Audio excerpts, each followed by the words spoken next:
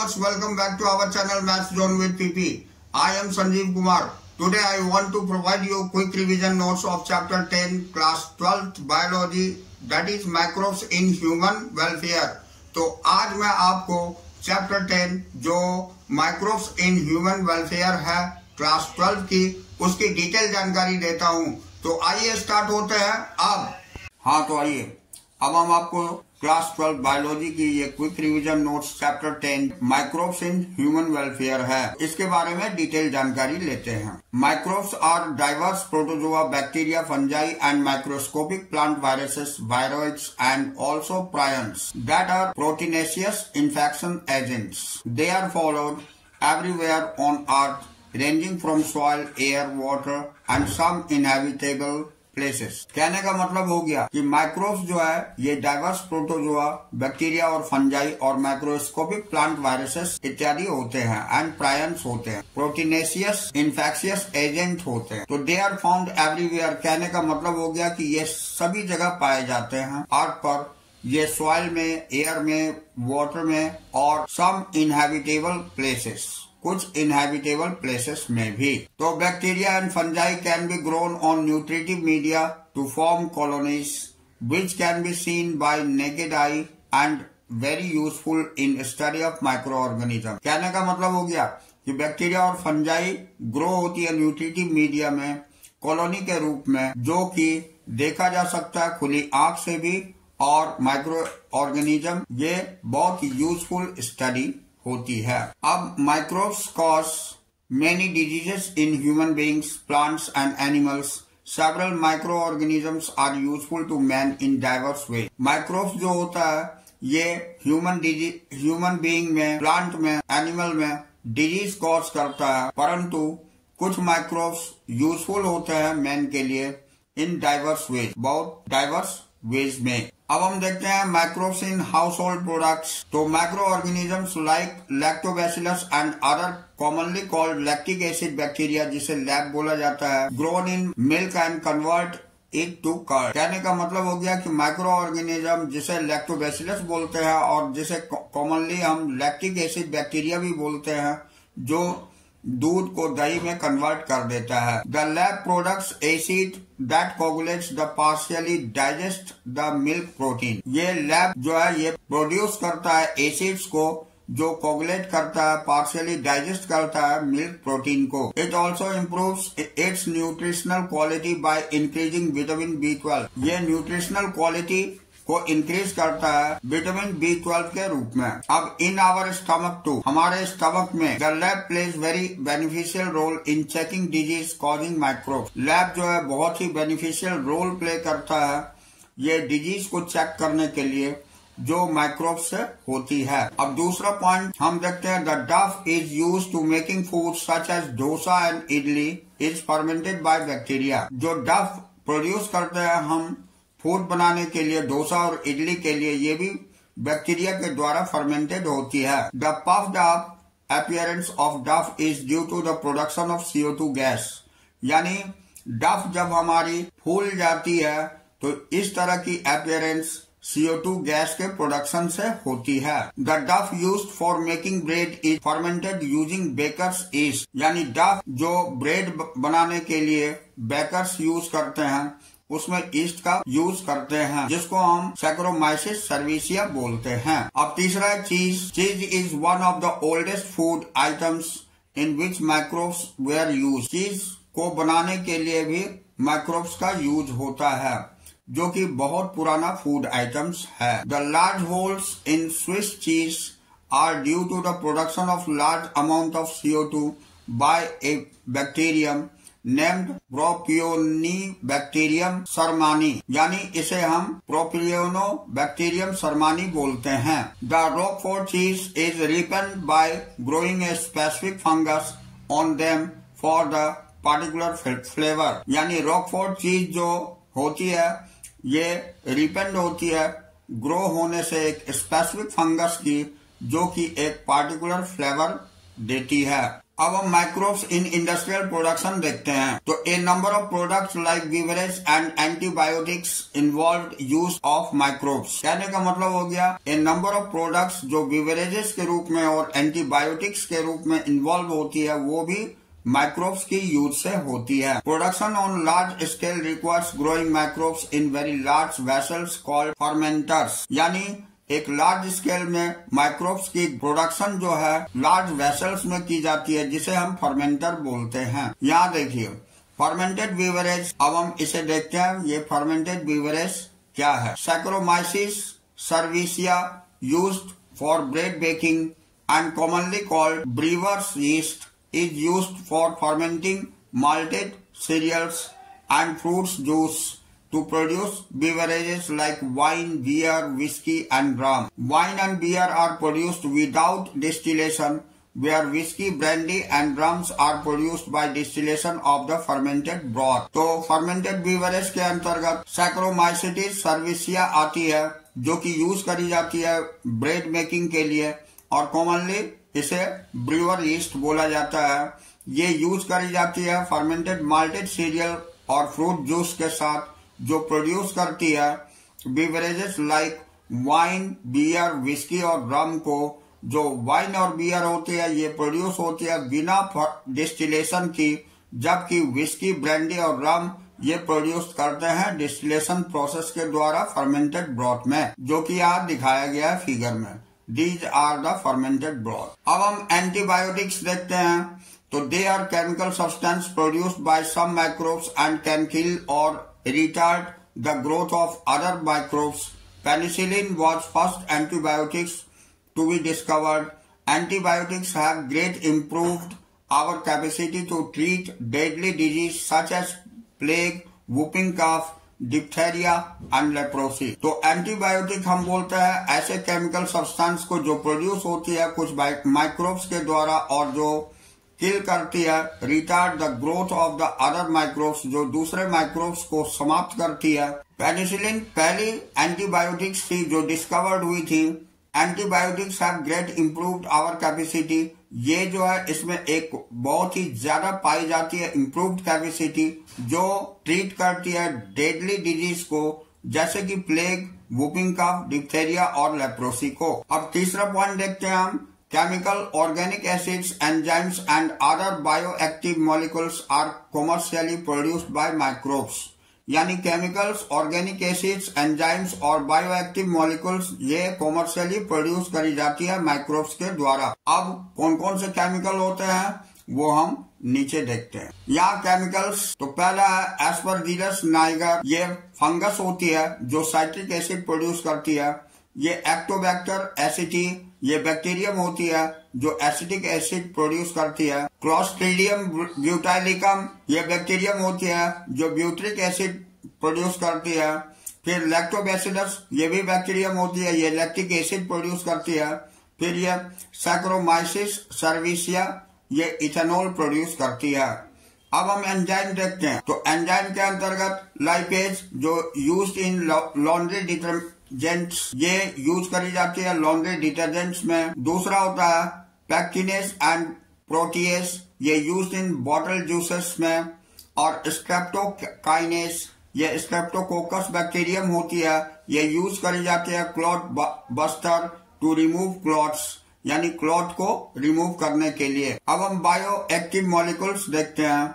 तो ये cyclosporin A, trichoderma polysporum fungi used as immunosuppressive agents for organ transplant patient. यानी cyclosporin A जो होती है जो कि ट्राइकोडर्मा पॉलीसैक्रम फंजाई होती है, ये यूज करी जाती है इम्यूनो सुप्रेसिव एजेंट के रूप में फॉर ऑर्गन ट्रांसप्लांट पेशेंट के अंतर्गत। यानी ऑर्गन ट्रांसप्लांट जब होती है पेशेंट की उस समय इसे यूज करी जाती है। दूसरा है स्टैटिन्स, मोनोस्कस पर्प्यूरियस ईस्ट होते हैं, ये यूज की जाती है ब्लड कोलेस्ट्रॉल लोअरिंग एजेंट के रूप में। अब हम माइक्रोब्स इन सीवेज ट्रीटमेंट देखते हैं। तो म्यूनिसिपल वेस्ट वाटर जिसे सीवेज बोलते हैं contains large amount of organic matters and microbes which are pathogenic and cannot be discharged into natural water bodies like rivers and streams। यानी municipal waste water जिसे sewage बोलते हैं, इसमें बहुत ही ज्यादा अमाउंट में ऑर्गेनिक मैटर्स और माइक्रोब्स पाए जाते हैं।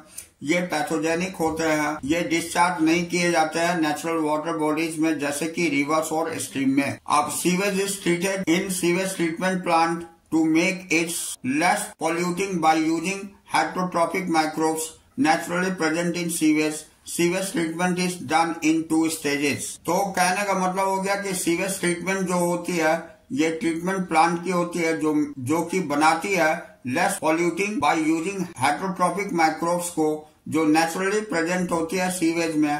और सीवेज ट्रीटमेंट 2 स्टेजेस के रूप में करते हैं। यहाँ पर आपको दिखाया गया है। यहाँ process of sewage treatment in STP, ये आपको प्राइमरी ट्रीटमेंट है जिसको फिजिकल बोलते हैं, और ये फिल्टरेशन और सेडिमेंटेशन के द्वारा हो जाती है। जबकि सेकेंडरी ट्रीटमेंट ये बायोलॉजिकल है। ये फिल्ट्रेशन सेडिमेंटेशन करने के बाद aeration and rapid growth of aerobic microbes के द्वारा होती है। उसके बाद consumes organic matters reduce BOD। उसके बाद ये effluent passed in settling tanks, और उसके बाद flocs sediments from activated sludge होती है। उसके बाद ये एंटीबायोटिक स्लज डाइजेस्टर ये 2 पार्ट में डिवाइड कर देती है, फॉर्म बायोगैस, और यहाँ water release into reverse and streams. इस तरह से होती है। अब हम आगे देखते हैं। In primary treatment floating debris is removed by sequential filtration. Grit, soil and small pebbles are removed by sedimentation. यानी प्राइमरी ट्रीटमेंट में ये फ्लोटिंग डेब्रिस में रिमूव करी जाती है सीक्वेंशियल फिल्ट्रेशन के द्वारा, जिसे ग्रीट यानी कि सॉइल और स्मॉल पेबल्स जिसमें यूज की जाती है, इससे रिमूव हो जाती है सेडिमेंटेशन के द्वारा। Secondary treatment is biological treatment involve passing of primary effluent in large aeration tank to help the growth of aerobic microbes into flocks, masses of bacteria associated with fungal filtration, fungal filaments to form mesh-like structures. So these microbes increase the consumption of organic waste and decrease in BOD, यानी biological oxygen demand of the effluent। तो ये secondary treatment के द्वारा होती है। अब next point, BOD is amount of oxygen that would be consumed if all the organic matter in 1 liter of water were oxidized by bacteria. It measures the amount of organic matter present in the water. Greater the BOD of water, more is the polluted। तो कहने का मतलब हो गया कि BOD amount जो oxygen की होती है ये कंज्यूम करी जाती है ऑर्गेनिक मैटर के द्वारा। 1 लीटर वाटर में ऑक्सीडाइज्ड जो बैक्टीरिया के द्वारा होती है, इसकी मेजरमेंट जो होती है ऑर्गेनिक मैटर जो प्रेजेंट होते हैं उसकी अमाउंट वाटर के द्वारा होती है। और जो ग्रेटर BOD ऑफ वाटर होती है ये सबसे ज्यादा पॉल्यूटेड होती है। अब once the BOD of sewage और वेस्ट वाटर इज रिड्यूस, एक बार जब BOD सीवेज को वेस्ट वाटर को रिड्यूस करा जाता है, the effluent is then passed into the settling tank. जो इफ्लुएंट पास होती है वो सेटलिंग टैंक के द्वारा, where the bacterial flocs are allowed to sediment, जहां बैक्टीरियल फ्लॉक्स को अलाउ किया जाता है सेडिमेंट के लिए। This sediment is called activated sludge. इस सेडिमेंट को एक्टिवेटेड स्लज बोला जाता है। अब sludge is passed into the large tank called anaerobic sludge, यानी स्लज जो पास करते हैं लार्ज टैंक के द्वारा उसे एनारोबिक स्लज डाइजेस्टर बोलते हैं। In which anaerobic bacteria digest the bacteria and fungi in the sludge and produce mixture of gas called biogas। यहाँ पर mixture of gases बन जाती है जिसे हम बायोगैस बोलते हैं, which is a mixture of methane, जो मिक्सर होती है मीथेन की, हाइड्रोजन की, सल्फाइड की और कार्बन डाइऑक्साइड की। अब the effluent from secondary treatment plant are released into water bodies. अब जो इफ्लुएंट होती है प्लांट, ये सेकेंडरी ट्रीटमेंट प्लांट के द्वारा उसको रिलीज कर दी जाती है वाटर बॉडीज में। Microbes in production of biogas. तो biogas is a mixture of gases produced by the microbial activity that can be used as fuel. तो बायोगैस ये मिक्सचर गैसेस की होती है जो प्रोड्यूस होती है माइक्रोबियल एक्टिविटी के द्वारा, इसका यूज फ्यूल के रूप में होती है। अब certain bacteria that grows anaerobically on cellulosic material produce large amount of methane along with CO2 and S2. So these bacteria are collectively called methanogens, methanobacterium. ये यहाँ दिखाई गई है। ये टाइपिकल बायोगैस प्लांट है, इसी के द्वारा बायोगैस रिलीज होती है। अब हम बायोगैस प्लांट के बारे में देखते हैं। द एक्सक्रीटा ऑफ कैटल, जिसे गोबर बोलते हैं, is used in methanogen bacteria and is used for generation of biogas, also called गोबर गैस। तो जो एक्सक्रीटा कैटल की होती है, जिसे गोबर बोलते हैं, इसमें मिथेनोजेन बैक्टीरिया सबसे ज्यादा होती है, जो यूज करी जाती है बायोगैस जनरेशन के लिए, और इसे हम गोबर गैस भी बोलते हैं। तो इसका पहला point, the technology of biogas production was developed in India mainly due to the effort of Indian Agricultural Research Institute IARI and Khadi and Village Industries Commission KVIC। ये टेक्नोलॉजी बायोगैस प्रोडक्शन की develop करी गई थी India में, जो कि Indian agricultural research institute के द्वारा हुई थी और खादी और विलेज इंडस्ट्रीज कमीशन के द्वारा हुई थी। अब biogas plant consist of concrete tank in which bio wastes are collected and slurry of dung is fed. कहने का मतलब हो गया कि बायोगैस प्लांट में जो कंक्रीट टैंक में बायो वेस्ट डाली जाती है, कलेक्ट करी जाती है और स्लरी डंग की फैट करी जाती है। A floating cover is placed over digester that removes upward when gas is produced. A floating cover is placed over digester that moves upward when gas is produced. The gas produced is removed and supplied through the outlet pipe for consumption। यानी एक floating cover जो है ये place करी जाती है digester के ऊपर, जो रिमूव होती है अपवर्ड, तो इससे गैस प्रोड्यूस होती है, उस समय होती है, और इस तरह जो प्रोड्यूस्ड गैस होती है उसको रिमूव कर लेते हैं हम आउटलेट पाइप के द्वारा कंजम्पशन के लिए। उसके बाद the spend slurry is removed through another outlet and used to the fertilizer.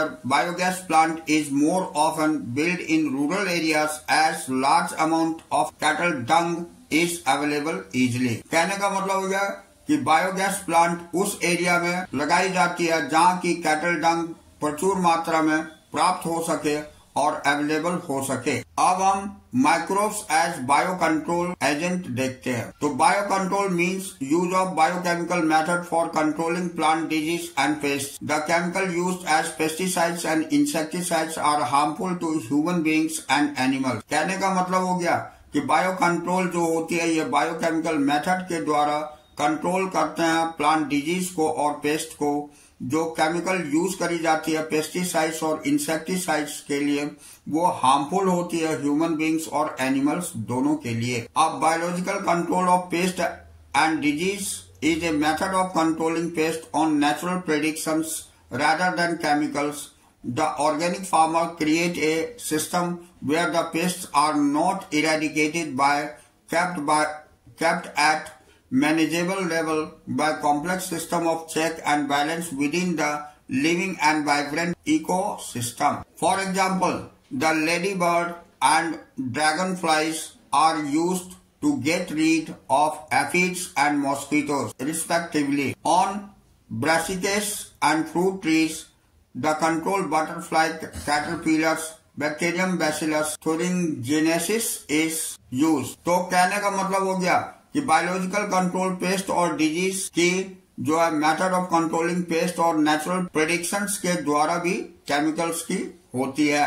अब जैसे ऑर्गेनिक फार्मिंग क्रिएट्स सिस्टम, ये ऑर्गेनिक फार्मिंग एक सिस्टम क्रिएट करती है पेस्ट को इरेडिकेट करने के लिए और मैनेज करने के लिए कॉम्प्लेक्स सिस्टम को, जो चेक और बैलेंस करती है इन लिविंग और वाइब्रेंट इकोसिस्टम को। जैसे एग्जांपल में लेडी बर्ड और ड्रैगन फ्लाई का यूज किया जाता है जो एफिड्स और मॉस्किटो को कंट्रोल करती है।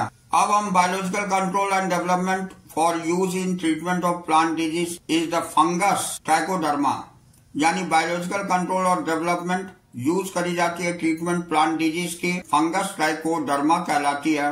तो Trichoderma are free living fungi that are very common in the root systems that control several plant pathogens. Trichoderma जो है ये फ्री लिविंग फंजाई होती है जो कि बहुत कॉमनली रूट सिस्टम में पाई जाती है, जहां से कंट्रोल करती है बहुत सारी प्लांट पैथोजेंस को। अब इसमें जो पॉइंट्स है ये हम देखते हैं। बैकुलो viruses are pathogens that attacks insects and other arthropods.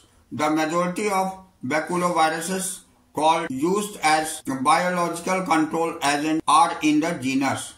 यानी बैकुलोवायरस की मेजोरिटी जो है ये बायोलॉजिकल कंट्रोल एजेंट को करती है जीनस में. अब न्यूक्लियोपॉलीहेड्रोवायरस, तो these virus are excellent candidates for species specific narrow spectrum insecticidal applications. यानी ये वायरस बहुत ही एक्सीलेंट कैंडिडेट्स होती है specific species specific narrow spectrum की इंसेक्टिसाइडल एप्लीकेशंस के लिए यूज करी जाती है. अब हम माइक्रोब्स एज बायो फर्टिलाइजर्स देखते हैं. तो bio fertilisers are organism that enrich the nutrients quality of soil. The main source includes bacteria, fungi and cyanobacteria.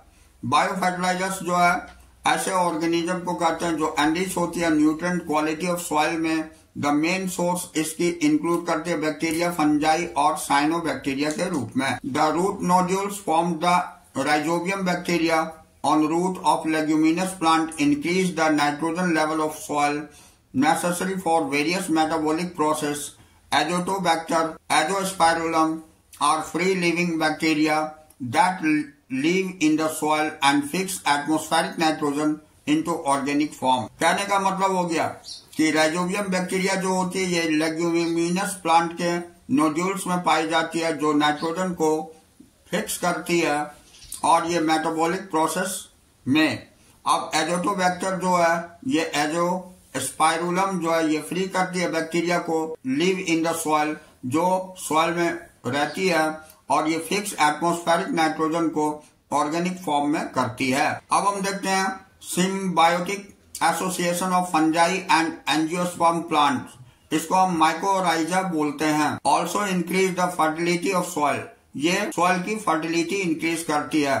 Glomus form mycorrhiza and absorb phosphorus from the soil and passes it to the plant. ये Glomus form जो mycorrhiza की होती है ये absorb करती है phosphorus को जो सॉइल में पाए जाते हैं और ये पास करती है प्लांट को. तो these microbes are provide benefits like resistance to root borne pathogens. ये माइक्रोब्स प्रोवाइड करती है बेनिफिट्स रेजिस्टेंस को रूट बोर्न पैथोजेंस के रूप में and tolerance of salinity and drought.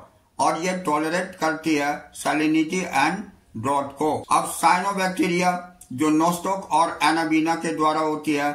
The autotrophic microbes found in aquatic and terrestrial environment fix atmospheric nitrogen in paddy fields. This acts as important biofertilizer. Blue green algae also add organic matter to the soil and increase its fertility. कहने का मतलब हो गया कि cyanobacteria जो Nostoc और anabaena से होती है ये ऑटोट्रोपिक माइक्रोब्स होती है.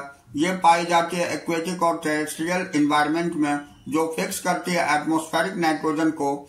जैसे धान के खेतों में ये बहुत ही इम्पोर्टेंट बायो फर्टिलाइजर का काम करती है. ये ब्लू ग्रीन एल्गी ये ऑर्गेनिक मैटर इसमें बहुत होती है जो मिट्टी के अंतर्गत इंक्रीज करती है इसकी फर्टिलिटी को. तो इस तरह हमारी ये चैप्टर यहाँ फिनिश होती है. तो that's all this chapter. We will meet again on the next class.